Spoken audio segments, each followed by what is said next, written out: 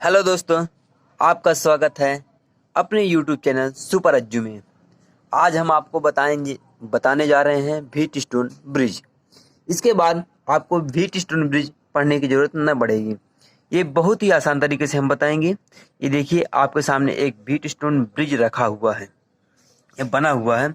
इसमें हम नामकरण कर लेते हैं।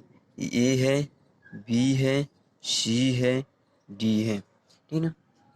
इसमें करंट हम फ्लो करते हैं, ठीक ना। अगर हमारे आप चैनल में नए हैं तो सब्सक्राइब कर लीजिए, शेयर कर लीजिए और पसंद आए तो लाइक करिए। देखिए, जब हम यहाँ से बैटरी लगी हुई है, यहाँ से बैटरी लगी हुई है, यहाँ से हम जब धारा को इंटर करवाते हैं तो यहाँ से दो तार बनती हैं, यहाँ से दो तार मिलती हैं। तो एक करंट इधर चला जाता है, एक करंट इधर चला जाता है। तो इसका नाम हम I1 दे दिए हैं और इसका नाम I2 दे दिया है। जब ये करंट आगे चलती है और आगे जाते जाते जाते जाते जाते जाते यहाँ पहुँचती है तो यहाँ से एक क्या होता है, यहाँ डायोड बन जाता है। और डायोड बनने के बाद यहाँ धारा एक अलग हो जाती है, तो इसका नाम क्या कर देते हैं, I3 दे देते हैं। सेम टू सेम इधर जब धारा करंट आगे फ्लो करके डायोड बी में पहुंचती है तो यहाँ से एक टर्न लेती है, जबकि इधर एक गैल्वेनोमीटर लगा हुआ है। तो यहाँ से जब टर्न लेती है तो इसका नाम क्या कर दिए हैं, I4 कर दिए हैं। सारे के रेजिस्टेंस धारा के अनुसार कर दिया गया है, R1, R2, R3 और R4। ठीक है, ठीक। अब देखिए इसका क्या काम क्या होता है। इसका एक काम ये है कि यह विद्युत को मापने में सहायता करता है। यह मापन यंत्र है, ठीक है। और इसमें अब देखिए कि ये गैल्वेनोमीटर होता है। गैल्वेनोमीटर का काम क्या होता है, रीडिंग को कनेक्ट करना, ये बताना कि धारा किस ओर बह रही है। अगर रीड मान लीजिए धारा इस साइड बह रही है, किस साइड बह रही है, इस साइड बह रही है, तो इसका डायोड इस तरह होता है, या कि मान लो इस तरह जुड़ा हुआ तो होता है। अगर करंट इस ओर प्रवाहित हो रही है तो इसका धारा का मान चिन्ह इस तरह इंगित करेगा। ये गैल्वेनोमीटर का काम होता है, ठीक है। जब धारा गैल्वेनोमीटर में नहीं प्रवाहित होगी, जब गैल्वेनोमीटर में धारा प्रवाहित नहीं होगी तो इसमें क्या होता है, गैल्वेनोमीटर का साइन होता है ये ऊपर की ओर हो जाता है। ये हम बता दिए गैल्वेनोमीटर के बारे में। अब देखिए कि व्हीट स्टोन ब्रिज जो निकालते हैं वो कैसे निकालते हैं, क्या होता है व्हीट स्टोन ब्रिज में। तो व्हीट स्टोन ब्रिज में ये रेजिस्टेंस होते हैं, 3 रेजिस्टेंस ज्ञात होते हैं। जैसे मान लीजिए R1, R2, R3 ज्ञात है तो R4 क्या होता है, अज्ञात होता है। या कि R1, R2, R4 अगर ज्ञात है तो R3 अज्ञात होता है। कोई एक रेजिस्टेंस क्या होता है, अज्ञात होता है, उसको हम ज्ञात करते हैं। अब देखिए, अब हम अगर धारा को प्रवाहित करें तो हमारा धारा इधर से प्रवाहित है तो हम एक एक लूप बनाते हैं। क्या बनाते हैं, लूप। इसको एक कहते हैं लूप, ठीक है ना। तो हम यहाँ से लूप बनाए। अब देखते हैं, लूप लिखते हैं, लूप लूप लूप क्या होता है, A B D, A B D। तो A B D में, तो A B D में, ठीक है। जब हम लूप ABD में देखते हैं, लूप ABD में देखिए क्या होता है, जब हम करंट इस तरह से प्रवाहित किए, इस तरह से प्रवाहित करते हैं तो देखिए यहाँ I2 है तो ये I2 सही धारा में बह रही है, मतलब इधर इंटर किया और इधर भी यही जा रहा है। इसलिए इसका मतलब ये है कि इसका गोले का मतलब ये है कि ये यहाँ से टर्न करेगा। तो देखिए ये यहाँ से गया तो I2, फिर इसके बाद R2। अब इसके बाद क्या होता है, यहाँ से जाते हैं तो यहाँ से गैल्वेनोमीटर का अभी क्या है, रेजिस्टेंस मान कहता रहता है 0 रहता है। तो प्लस क्योंकि इधर ये सही टर्न किया है, ठीक ना, तो +0।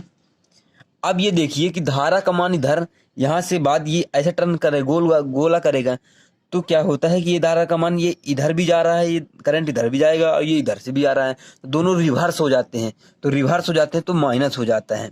जब दोनों एक साथ मिलने लगते हैं तो उसका मान क्या होता है, अगर ये धारा इधर जा रहा है, ये धारा इधर आ रहा है तो माइनस हो गया। अगर धारा ये इधर जाता है, ये भी इधर जाता है तो प्लस हो जाता है। तो माइनस क्या हो जाएगा, माइनस हो जाएगा I1 R1, ठीक है, बराबर 0। ठीक है, अब इसको हम क्या कर देंगे, पक्षांतर कर देंगे, इसको क्या कर देंगे, पक्षांतर कर देंगे। तो I2 R2 बराबर I1 R1। ठीक है, अब देखिए I1 और R1 को एक साइड कर लो, I1 है तो I1 और इसका पक्षांतर इस साइड, तो I1 I2। ठीक है, अब बचा ये और ये, तो अब ये R2 है और इसका पक्षांतर इस साइड होगा तो क्या हो जाएगा, R1 हो जाएगा। ठीक ना, ये सिक्वेशन 1 हो गया, सिक्वेशन 1 हो गया। अब हम देखते हैं दूसरे का लूप दूसरा। ठीक ना, लूप दूसरे के बारे में बताते हैं। Loop to A B C D। अब इसका लूप बनाते हैं तो देखिए इधर से धारा प्रवाहित हो रही है, इसलिए हमने इधर से बना दिया है, इधर से धारा प्रवाहित होगी इस तरह। तो इसी तरह तो ये लूप करते हैं, तो ये इधर से आती है तो इधर से कर लो I4 और R4, I4 और R4 हो गया। अब जिस डायोड C में जाती है, अब इसके बाद देखिए धारा को, ये धारा इधर जा रही है लेकिन ये धारा इधर जा रही है, ये धारा इधर जा रही है। अब ये दोनों विपरीत हो गए तो माइनस कर लेंगे, माइनस क्या कर लेंगे, I3 और R3। और इधर के बाद क्या होता है, ये गैलोमीटर पड़ जाता है और गैलोमीटर एकदम, तो -4 गैलोमीटर 0 कर लो और बराबर 0। तो 0 का मान किधर भी चल जाए कोई मतलब नहीं होता। तो ये कर लो I4 R4 बराबर I3 R3। ठीक है, I1 R3 हो गया।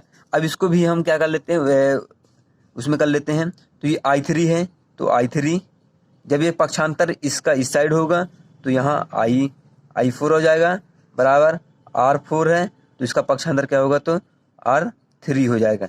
ये इक्वेशन नंबर 2 हो गया। ठीक है, मतलब समीकरण नंबर 2। अब समीकरण 1 और 2, एक बात और ध्यान दीजिएगा, जब इसमें ब्रिटस्टोन ब्रिज में अक्ष पक्ष के मान, पक्ष मतलब दूसरे, अगर यहाँ का इसका मान 3 है, अगर इसका मान 3 है और इसका मान 4 है, इसका मान 4 है, तो क्या होता है, जो गैलोमीटर में धारा कोई भी प्रवाहित नहीं होगी, गैलोमीटर में का काम कर जाएगा, शून्य हो जाएगा। ठीक है, अब देखते हैं आगे चल के बताते हैं। ये अब समीकरण 1 और 2 से देख लेते हैं। तो समीकरण 1 क्या है, समीकरण 1 और 2 का मान से ठीक है, तो इसका एक तरफ वो लिख लेंगे, क्योंकि हमको रेजिस्टेंस का मान ज्ञात करना है तो रेजिस्टेंस लिखेंगे। तो R2 R1 बराबर R4 अब R3। अब देखिए इसका काम क्या होता है कि ये दोनों में से निकल के आता है, समीकरण 1 और समीकरण 2 से, समीकरण 1 व समीकरण 2 से इन दोनों से मान निकल के आता है। अब हमको रेजिस्टेंस, किसी भी रेजिस्टेंस को निकालना है। मान लीजिए हमको क्या निकालना है, 2 का निकालना है, R2 का। तो R2 का निकालेंगे तो ये क्या होगा, पक्षांतर हो जाएगा। जब ये पक्षांतर हो जाएगा तो बटे का पक्षांतर हमेशा गुणे में होता है, तो बराबर हो जाएगा R4 और गुणे R1 अपान R3। ये R2 का मान हम इस तरह से निकाल सकते हैं। अब जो भी वैल्यू होगा, जो उसमें वैल्यू होगा उसमें क्या रख देंगे, हम मान रख देंगे। अब चलिए देखते हैं R1 का वैल्यू देख लेते हैं। R1 जब R1 का रहेगा, R1 का 1/R1 कर देते हैं, फिर उसके बाद उसको क्या करते हैं, पक्षांतर कर देंगे। तो ये गुणे ऊपर में है तो ये क्या होगा, बटे में हो जाएगा, बराबर R4 अपान R3 और R2। ये हो गया R1 का वैल्यू। अगर R4 की बात करें तो क्या होगा, ये बटे में है तो ये इधर क्या हो जाएगा, गुणा में हो जाएगा। तो R2 R3 अपान R1, ये इसकी वैल्यू हो गई। मान लीजिए इस तरह हम अगर R1 की वैल्यू ज्ञात करना तो इस तरह कर सकते हैं, R2 की, और R1 की इस तरह, और R4 का इस तरह। अब R3 की हम बता देते हैं, R3 का बता देंगे। ठीक है, तो इसका हो जाएगा R2 अपान, जब ये R3 का मान ज्ञात करेंगे तो ये क्या है, गुणे में है, तो गुणे में इधर जाएगा तो क्या हो जाएगा, बटे में हो जाएगा। तो इसके बाद क्या होगा, R1 और R4 हो जाएगा। अब R3 का मान भी ज्ञात कर सकते हैं। इसके बाद जब इसका मान आ जाएगा, पूरा मान रख लेंगे, तो जो ये बटे में है तो उसका क्या कर लेंगे, उल्टा कर देंगे। उल्टा कर देंगे तो R3 का मान आ जाएगा, 1/R3 का मान लेंगे। इस तरह हमने बताया व्हीटस्टोन ब्रिज। ये इसी तरह सेम टू सेम ब्रिज होता है, बहुत ही आसान विधि से बताया है। Thank you watching for video. हमारे चैनल को सब्सक्राइब कर लीजिए, लाइक कर लीजिए, शेयर कर लीजिए। हम इस तरह लगातार वीडियो आपके लिए लाते रहते हैं। Thank you watching for video.